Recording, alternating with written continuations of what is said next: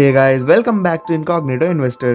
तो एक बार एक राजा थे जो कि अपने वचनों के बहुत ही ज़्यादा पक्के थे और एक बार उन्होंने एक व्यापारी से खुश होकर कहा कि मैं तुमसे बहुत ही ज़्यादा खुश हूँ और तुम मुझसे कोई भी एक चीज़ मांग सकते हो और तुम्हारी मांगी हुई चीज़ को मैं हर हाल में पूरा करूँगा। व्यापारी ने थोड़ा सोचने के बाद राजा को एक चेस बोर्ड दिखाते हुए कहा कि महाराज, मुझे ज़्यादा कुछ नहीं चाहिए, बस इस चेस बोर्ड के पहले डाइस पे 1 रुपए, फिर दूसरे में उसका दुगना यानी कि 2, फिर 4, फिर 8 और इसी तरह करते करते इस चेस बोर्ड के आखिरी डाइस में जितने रुपए आए बस आप मुझे उतने ही दे दीजिए। अब राजा ये सुनने के बाद बहुत ही हंसता है और व्यापारी से बोलता है कि तू तो एक बड़ा मूर्ख व्यापारी है, पर ठीक है, अगर ये तेरी इच्छा है तो मैं इसे ज़रूर पूरी करूंगा। पर व्यापारी, जो कि कंपाउंडिंग की पावर को अच्छे से जानता था, वो चुपचाप खड़ा रहता है और कुछ नहीं बोलता। और जब राजा के सैनिकों ने चेस बोर्ड पे रुपए भरना शुरू किए तो शुरू में तो ये काफ़ी छोटा अमाउंट था, पर लास्ट में ये कंपाउंड होके इतना ज़्यादा हो गया कि राजा तो क्या, उसके पूरे राज्य को मिला दे तो भी इतना पैसा किसी के पास ना था। वो अमाउंट था 102 ट्रिलियन डॉलर। और ये है पावर ऑफ कंपाउंडिंग। पर ज़्यादातर लोग ना कंपाउंडिंग की पावर को अंडर एस्टिमेट करते हैं। मिसाल के तौर पर अगर मैं आपसे कहूँ कि जब आप 40 ईयर्स के होंगे तब तक आपके बैंक अकाउंट में 5 करोड़ रुपए होंगे, तो आपका रिएक्शन ये होगा कि क्या मजाक कर रहा है। पर आपको ये बात मजाक तभी तक लगेगी जब तक आप कंपाउंडिंग की पावर को नहीं समझते हैं। तो ऑन एन एवरेज एक इंसान को अपना पहला करोड़ जमा करने में 10 साल लगते हैं। तो इमेजिन करते हैं कि 30 साल के होने तक आपने अपना पहला करोड़ जमा कर लिया है। अब आपको अपना अगला करोड़ जमा करने के लिए ड्यू टू कंपाउंडिंग सिर्फ और सिर्फ 3 से 5 साल लगेंगे और इसी तरह अगला 3 करोड़ जमा करने में सिर्फ और सिर्फ 5 साल और 40 के होने तक आपके पास 5 करोड़ होंगे। और ये कोई मैजिक नहीं है, ये है power of compounding. Even though one of the great scientist in history Albert Einstein ने भी कहा था कि compounding is the 8th wonder of the world and who knows it enjoys it. तो आज की इस वीडियो में हम बात करेंगे कंपाउंडिंग की पावर के बारे में, और हम हवा में बात नहीं करेंगे। कंपाउंडिंग की पावर को हम पूरे स्टैटिस्टिकल डाटा एंड प्रूफ्स के साथ समझेंगे। तो वीडियो को एक भी सेकंड ना मिस करते हुए वीडियो को पूरा देखें ताकि कंपाउंडिंग से रिलेटेड आपके सारे डाउट्स क्लियर हो जाएं। तो वीडियो स्टार्ट करने से पहले अगर आपने अभी तक हमारे चैनल को सब्सक्राइब नहीं किया तो सब्सक्राइब करके बेल नोटिफिकेशन ऑन कर ले। और स्टार्ट करते ही कंपाउंडिंग की पावर को अच्छे से समझने के लिए देखते हैं ये एक एग्जाम्पल। तो इमेजिन करते हैं दो दोस्त हैं, राम और श्याम, जिन्होंने एक ही कंपनी में जॉब के लिए अप्लाई किया, पर इनके सामने सैलरी के लिए 2 ऑप्शन थे। फर्स्ट ऑप्शन था 1 लाख पर मंथ और दूसरा ऑप्शन था 1 पैसा पर मंथ, जो कि हर महीने डबल हो जाता है, यानी कि 1 पैसे से 2 महीने, फिर अगले महीने 4, देन 8 एंड सो ऑन। तो यहाँ पे श्याम ने फर्स्ट ऑप्शन चूज किया यानी कि 1 लाख पर मंथ, पर राम, जो कि कंपाउंडिंग की पावर को अच्छे से जानता था, उसने सेकंड ऑप्शन चूज किया यानी कि 1 पैसा पर मंथ, जो कि हर महीने डबल होता। तो अब यहाँ पे 1 साल बीत जाता है और श्याम अभी बहुत खुश है क्योंकि वो 1 लाख पर मंथ की सैलरी इंजॉय करता है, पर साथ ही साथ वो राम का काफ़ी मजाक भी उड़ाता है क्योंकि वो अभी भी सिर्फ और सिर्फ 20 रुपये 48 पैसे ही कमाता है। बट राम कुछ नहीं बोलता क्योंकि उसे कंपाउंडिंग की पावर के बारे में पता है। तो अब फास्ट फॉरवर्ड करते हैं 3 साल, और 3 साल बाद श्याम ने टोटल 1 लाख पर मंथ के हिसाब से 36 लैक्स कमाए हैं। तो वहीं दूसरी ओर राम की टोटल इनकम में 68 करोड़ 71 लैक्स। तो आप खुद ही सोचो, कहाँ 36 लैक्स और कहाँ 68 करोड़। और ये मैजिक है कंपाउंडिंग का। तो अब आप बोलोगे कि ये सब तो एग्जाम्पल है, फिक्शनल बातें, इनका रियल लाइफ से कोई ताल्लुक नहीं है। तो आप सच बोल रहे हो, बट अब मैं आपको एक ऐसा रियल लाइफ एग्जाम्पल बताने वाला हूँ जिसे सुन के आपके होश उड़ जाएंगे। तो बात है 1980s की, जब एक स्टॉक मार्केट ब्रोकर ने अपने क्लाइंट अनवर को एक न्यूली लिस्टेड कंपनी के शेयर्स को खरीदने को बोला। तो अनवर ने भी उस कंपनी के 100 शेयर 10,000 में खरीद लिए और उस समय उस कंपनी के पर शेयर की प्राइस थी 100 रुपीज़ एंड उस कंपनी का नाम था विप्रो। तो अनवर ने शेयर्स को खरीदा तो पर कभी बेचा नहीं। तो 40 साल बाद अनवर की इन्वेस्टेड वैल्यू 10,000 से बढ़कर 700 करोड़ हो गई। और जैसा कि आप इस ग्राफ में देख सकते हैं कि कंपनी ने हर कुछ साल में स्टॉक स्प्लिट किया और बोनस शेयर भी डिक्लेयर किए, जिससे कि अनवर के शेयर्स भी 100 शेयर से बढ़कर 2.5 करोड़ शेयर हो गए। और ये ग्रोथ थी 41% CAGR। और पिछले साल ही विप्रो ने अपने पर शेयर पे 1 रुपये का डिविडेंड दिया था, मतलब कि इन्हें सिर्फ और सिर्फ डिविडेंड से ही 2.5 करोड़ रुपए मिले।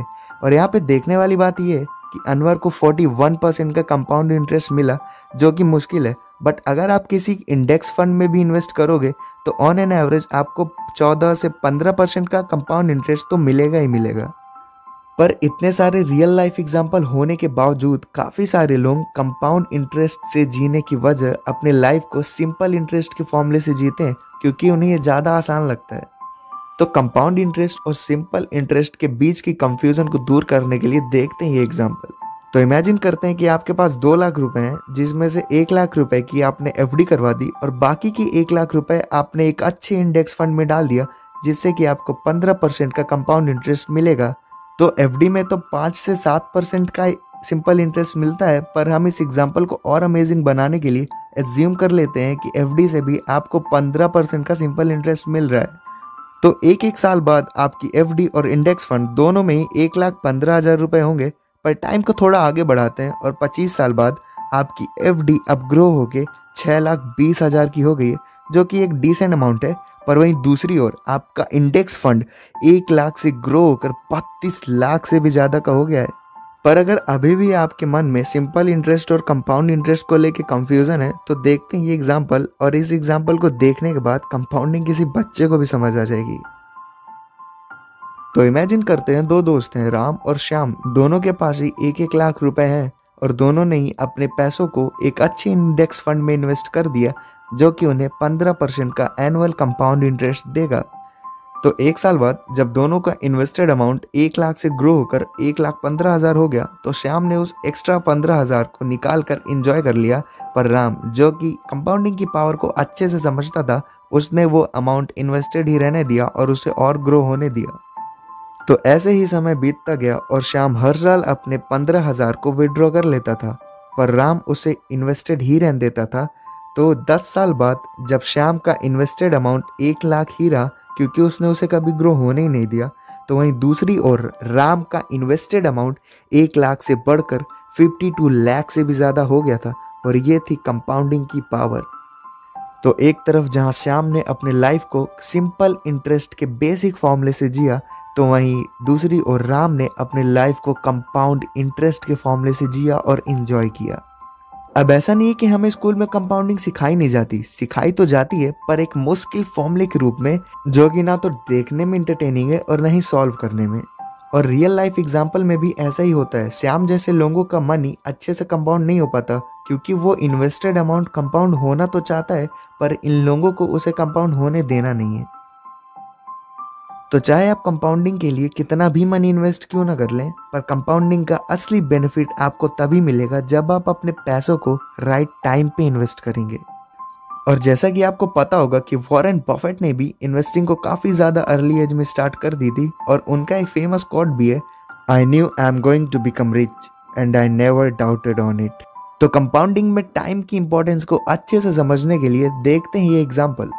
तो इमेजिन करिए 2 दोस्त हैं, राम और श्याम। राम जो कि एक इंटेलेक्चुअल और पढ़ा लिखा इंसान है और कंपाउंडिंग की पावर को भी काफ़ी ज़्यादा अच्छे से समझता है, तो उसने 20 साल की एज से ही 20,000 की मंथली इन्वेस्टिंग स्टार्ट कर दी थी।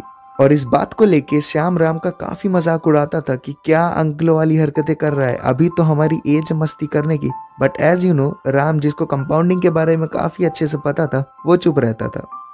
तो 5 साल बाद अब दोनों की एज 25 ईयर्स हो जाते हैं और राम को इन्वेस्टिंग करते हुए भी 5 साल हो जाते हैं। पर अब श्याम को भी ये बात समझ में आ जाती है कि उसने इन्वेस्टिंग स्टार्ट ना करके कितनी बड़ी गलती की है।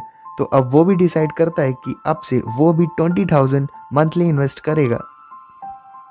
तो 20 सालों के बाद अब दोनों की एज 40 ईयर्स हो गई है और राम को इन्वेस्टिंग करते हुए 20 साल हो गए हैं, और वहीं श्याम ने अभी 15 साल पहले ही इन्वेस्टिंग स्टार्ट की है। तो अब इसके रिजल्ट को टेबल फॉर्मेट में देखते हैं। तो जहां राम ने 20 साल की एज में इन्वेस्टिंग स्टार्ट कर दी थी, तो वहीं दूसरी ओर श्याम ने 25 साल की एज में इन्वेस्टिंग स्टार्ट की है। दोनों ने ही मंथली 20,000 इन्वेस्ट किए हैं।